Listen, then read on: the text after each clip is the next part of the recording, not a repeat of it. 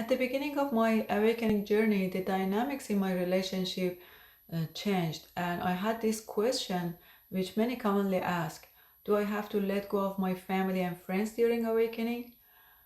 I think that this question comes up because as we awaken, our values shift and we become more sensitive to energy, and we have to face stronger emotional triggers. You might notice that certain people, especially your loved ones, trigger you a lot more than before, or you might notice that you can't connect with them the way that you did before. When all of this happens, you may think that the only way forward is disconnecting from your loved ones if you want to stay true to yourself.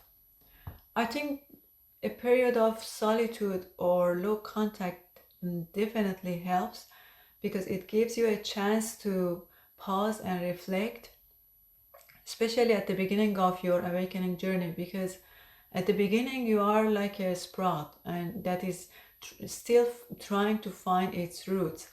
So you need to protect your energy. You need some time to nurture and strengthen your new level of consciousness.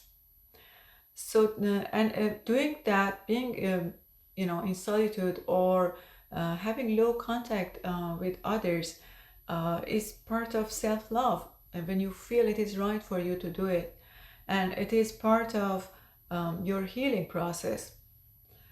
And this period may comes to you by your conscious choice. You may choose to have that period of solitude, or it is something that the universe brings your way. Either way, whatever way that you go through this period, when it is time for you to come out of that period, you will feel it. Whether you go through this period of solitude or not, as you walk your path, you start seeing mental and emotional patterns in yourself and in your loved ones. These patterns have always been there in your relationships, and each of them created certain dynamics in each relationship. But because you weren't conscious enough, you weren't aware, you couldn't see them before. Now you get to see them. And because you see them more, you get triggered more. They can trigger really deep emotions in you. And when you are triggered, it's very easy to blame others for the way you feel. But what is happening here is that they are mirroring whatever in you that needs healing and that needs to be processed. So each person in your life, especially the people that are closest to you, reflect back to you what is in you that needs healing, that you still need to work on. For example, if someone is being rude or disrespectful to you, it may mean that, or reflecting back to you, that you have been disrespectful and rude to yourself. So when you are triggered, of course, after you process your emotion, whatever emotion that you feel at that moment, then take a deep breath and ask yourself, what is this showing me? Why I am triggered here?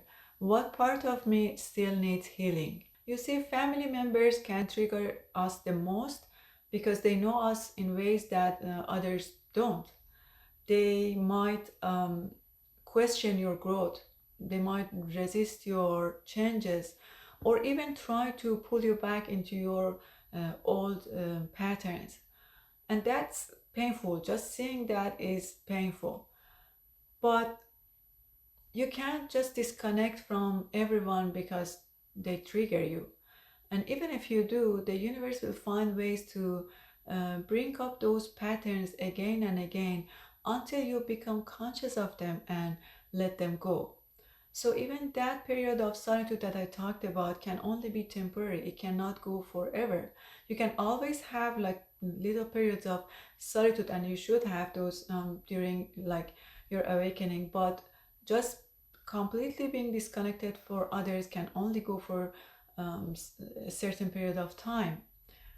And because each relationship is a great source of pain, and at the same time is a great source of self-awareness.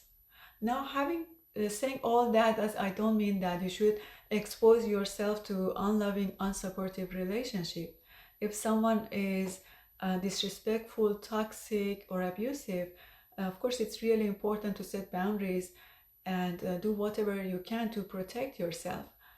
But if you get to connect with someone, which is the case in family relationships, you are still in contact with them, use those triggers as opportunities to see what still needs healing within you. Sometimes your level of consciousness has shifted, but you are not honoring it. You are not honoring it by holding on to certain relationships. And then you see that the other person leaves the relationship. That doesn't mean that you have done something wrong. It just means that your energies don't match anymore, and even the other person could feel it, so they left the relationship.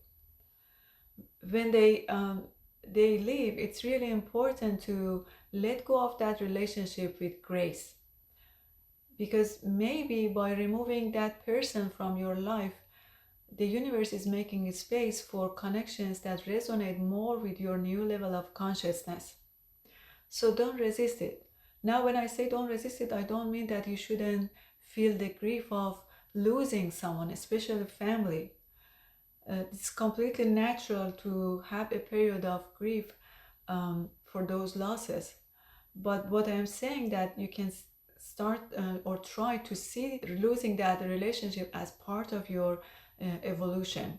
I realized that just resisting those losses has made me feel even more pain and made the period of grief a lot longer than it needed to be. Other times you may not necessarily need to let go of someone, but you may need to let go of your attachment to the way you think that relationship should be. When you stop thinking that they should follow the same path as you in life, or that relationship should be in a certain way, then you give a chance to the relationship to transform. And if it transforms, you both are going to enjoy this new version of your relationship, that you don't have that much attachment and expectation in that relationship. And they may never walk your path, but you're going to be okay with that. You realize that you can love them and be with them without those attachment and expectations. And as you do, your heart expands and your relationship with them becomes more authentic. You will also find that their reactions to your path, to you, to your growth, has never been personal. It has been due to certain patterns that they have been carrying their whole life, and they are not aware of those patterns. This process is not always easy. There will be many times when you feel misunderstood and alone. But what I have learned through this process, through going through this awakening process, is compassion toward myself first and then toward others. Awakening is a process that takes us from ego love, which is conditional and judgmental, to conscious love, which is unconditional and non-judgmental. As you become more grounded in your journey, you may be able to create a deeper relationship with some of your family members and your friends, and some of them you just have to let them go, and you're going to be at peace with that. For me, I have been blessed to have a deeper relationship with my mom, despite growing apart at the beginning, despite being on different paths, and despite our old wounds. And I'm honoring her growth here. Thank you so much for watching this video. Until next time.